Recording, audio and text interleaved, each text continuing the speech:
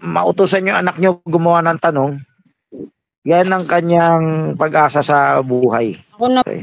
Sige po, Brother Francis, itong mensahe ba natin ng Hukom Ministry, masasabi mo bang Thunder's message to? Kasi narinig ko kanina yung sabi mo na yung Thunder na message is mabilis na mensahe na kailangan maunawa. Yung lightning. Ay, yung pala lightning. Siyempre, lightning. Yung ginagawa, yung pinagagawa ko sa inyo ngayon, parang lightning yun. Alam mo bakit? Opo. Parang ganito eh. O, ito yung ayuda. In 5 minutes, magsasarado na. E di kandara pa yung mga tao, di ba? O, ito yung load. In 1 minute, kopyahin nyo na yung number. Di ba? Mga ganyan. Kunwari, Itbalaga. Kung alam mo yan, Itbalaga ba yun? Yung ABS-CBN. Basta, fina-flash nila yung load number. Unahan lang kayo sa pagkopya para makuha yung load. Yan na lightning. Pagliwanag niya, sandali lang, mawawala na. Samantalahin nyo. Kunwari, ngayon pwede kayo magtanong. O nga pala, nalimutan ko kung na-check mo, Bargery, kung na-copy-paste last time, no? And ngayong araw, huwag mo kalimutan para huwag nyo pakakawalan ng di nakaka-copy-paste. Ulay na kisa sa mga amon. Tagal mo sa buyang-yang mo. Sister Conching, pakimute kung wala pang tanong. So, ulitin ko, itong ginagawa natin na maikli lang ang pagkakataon, nakasulat din sa Bible yan. Ano sabi ni Kristo? Habang nandyan yung bridegroom, huwag kayo mag-fasting. Samantalahin nyo kumain. Samantalahin nyo magpista, mag-celebrate. Habang nandyan yung bridegroom, kasi sandali lang mawawala na siya, sabi niya. Hindi na magtatagal sa inyo. 3.5 years, maikli yan, ha? So, yung sabi ni Kristo, aalis na siya. Hindi nila nakuha, relax pa sila, Ang pinakasiguro nakasamantala sa bawat segundo, bawat minuto, bawat moment ng fellowship, si John. Hello po, pwede po ba magtanong? So, tapusin ko lang. Yung lightning, mabilis, samantalahin nyo. Yung thunder, hindi nyo na makuha. Ugong na lang yan. So, may thunder ba kayo? Yan yung parting hindi nyo pa nakuha. So, huwag nyo hayaan na thunder lang sa inyo. Yung thunder, nakatago yan sa iba, naka-reveal yan sa ilan. Yung tinig. O sige, next na. Number 2 question na to, ha.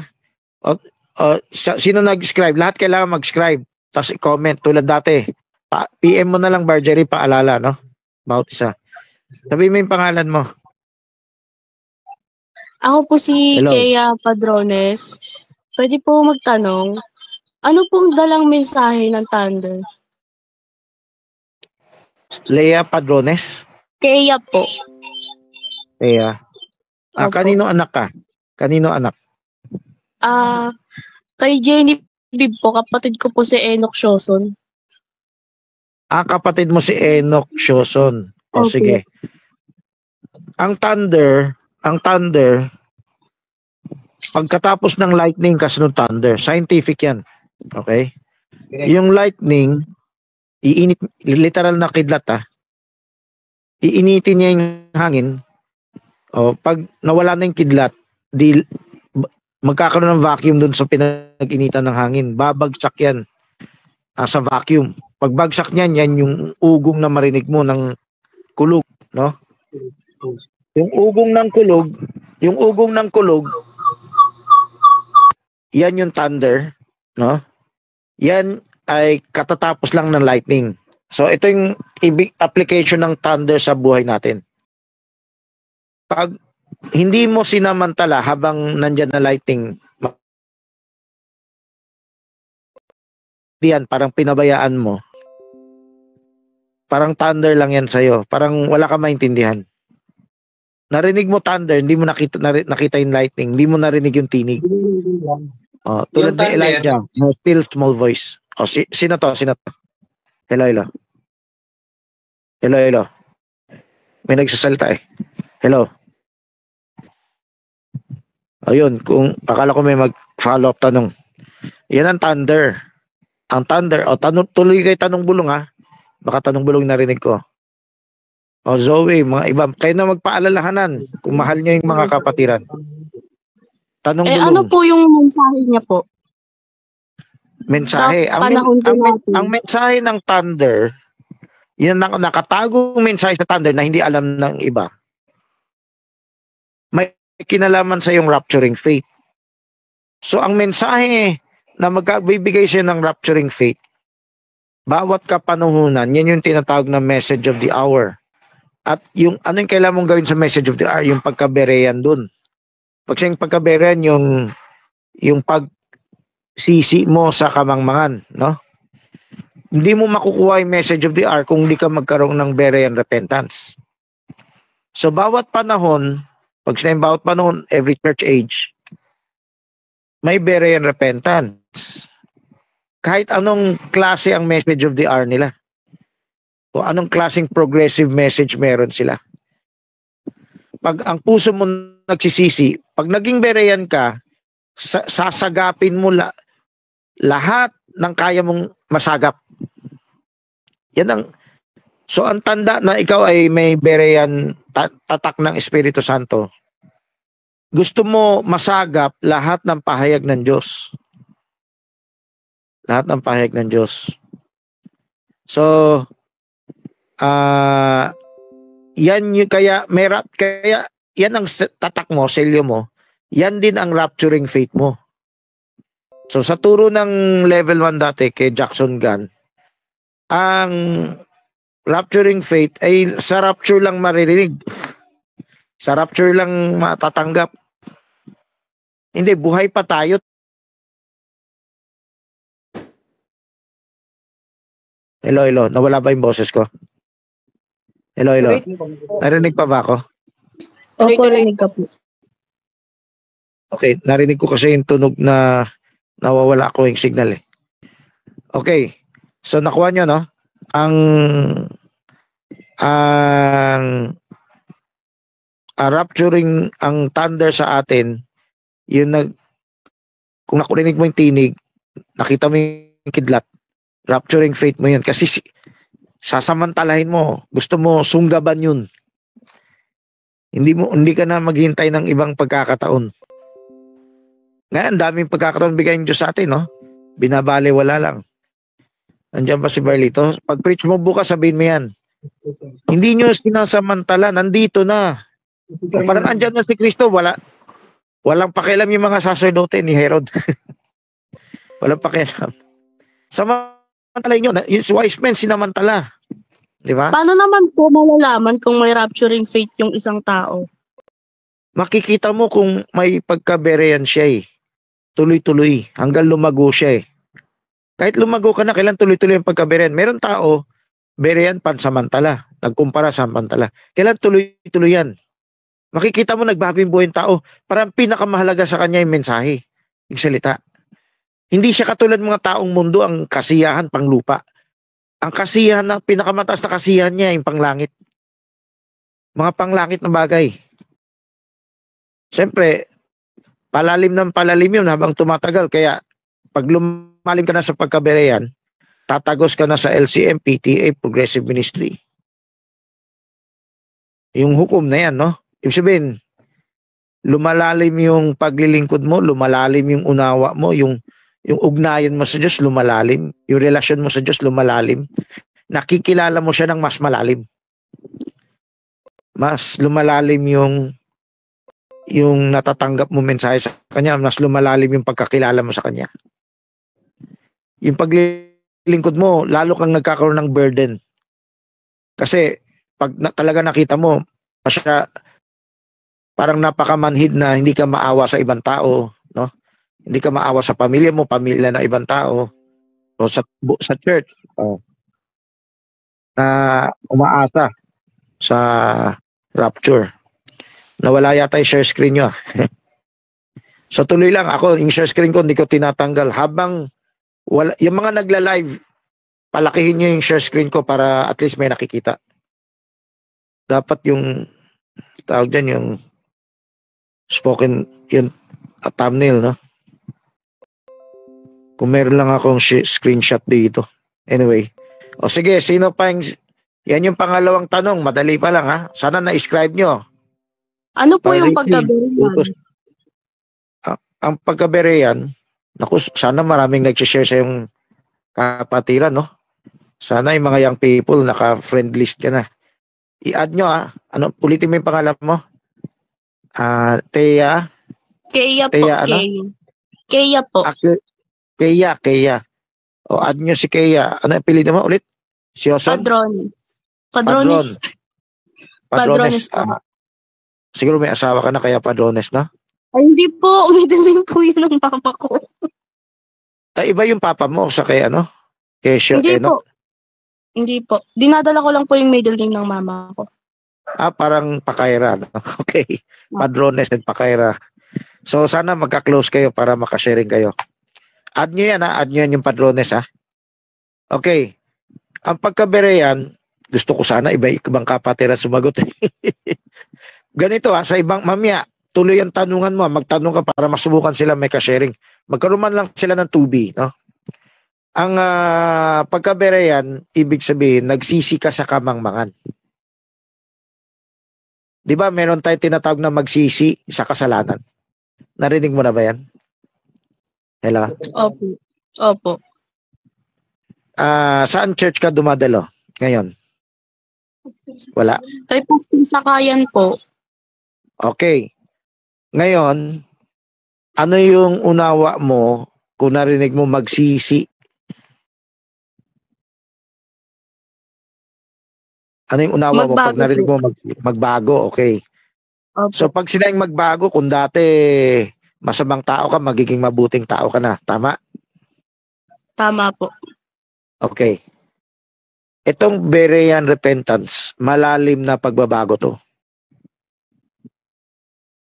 Dati, hindi ka interesado sa malalalim na bagay ng Diyos. Ngayon, interesado ka. Kasi hindi naman lahat ng tao masama para magbago mula sa kasamaan eh. Denomination, ganyan din eh. Yung magsisi is aminin mo, nagkasala ka, tapos magbagong buhay ka. Kasi dati nagsisinungaling ka, ngayon hindi ka na magsisinungaling. Mga ganyan. Pero ang pagkaberean, malalim na pagsisisiyan. Sinabi mo sa Panginoon, Panginoon, gusto ko makilala ka. Gusto ko matanggap yung salita mo. Gusto ko kung ano yung kalooban mo sa aking buhay. So simula dyan, magsasaliksik ka na. So part ng pagkaberean yung nagsasaliksik, nagtatanong, nagkukumpara ng patas. So itong berean, hindi ito parang nakikinig lang sa pulpito, nakikinig lang sa preaching. Nagsisimula ka na magtanong, magsaliksik, magkumpara. So hindi ka lang makikinig sa Sunday service. Makikinig ka rin sa online. Makikinig ka rin sa mga post, sa mga audio, ganyan. Magtatanong ka, kinukumpara mo na. Pagkumpara mo, makikita ka, kung natamaan niyo mo yung mas progressive, aabante ka. Kasi makukumpara mo eh. Ganyan ang paraan ng pag-abante ng anak ng Diyos. Hindi dinikta lang mula sa pulpito. Dumaan sa pagkaberean, kaya alam nila galing sa Diyos yan. Hindi dahil sinabi lang ng pastor. Okay? Pinatunayan niya sa salita. Andyan din ang Biblia. Di ba? So nagkukumpara, nakikinig. So malalim ang pagkaberean niya. Ito yung malalim na pagsisisi. Ito yung tunay na pagsisisi. Kasi yung nagbagong buhay ka lang, katulad lang ni Judas yan eh. Yung nagsisi si Judas. Bakit ba niya pinagkanulo si Kristo? Mababasa natin, nagsisi si Judas, Matthew 27, 1 and 2 or 3. Yung pagsisisi niyan, sapat ba yan para makaligtas? Marami yung ganyan ang pagsisisi. May walang kinalaman sa pagkaberean, may kinalaman lang sa pagbabagong buhay. Maraming nagbabagong buhay na unbeliever o ibang relihiyon o make believer. Kunwari, dati kang nagsisinungaling, ngayon hindi na. Dati kang magnanakaw, ngayon hindi na. Dati kang mangalunya, ngayon hindi na. Maraming ganyan testimony rin sa churches, sa tulong ng Espiritu Santo. Hindi masama yung mga yun. Ang problem, hanggang dun lang. Hanggang dun lang ba talaga? Hindi, yun. Yung malalim na pagsisisi, May kinalaman sa kamangmangan sa Word of God, kamangmangan sa katotohanan. So dati, Nicolaita ka, sarado ka. Dati, lukewarm ka, wala kang pakialam. Ngayon, pag berean ka, maiging mainit ka, katulad ng lightning, no? Gusto mo tignan agad yung daan kung may lubak bago mawala yung lightning. Para pag dumaan ka sa maulan na daan, hindi ka lumubog sa lubak, di ba? Yan yung gusto mo masagap, lahat ng kaya mong sagapin. Parang baby na gutom sa gatas. O, yung pusa na ayaw maagawan ng pagkain. O, tinatakpan nung paa niya yung pagkain. Agawan sila. O. Mag-agawan kayo. Kunwari, tanong. Turing nyo, ipang pagtatanong, mag-aagawan kayo.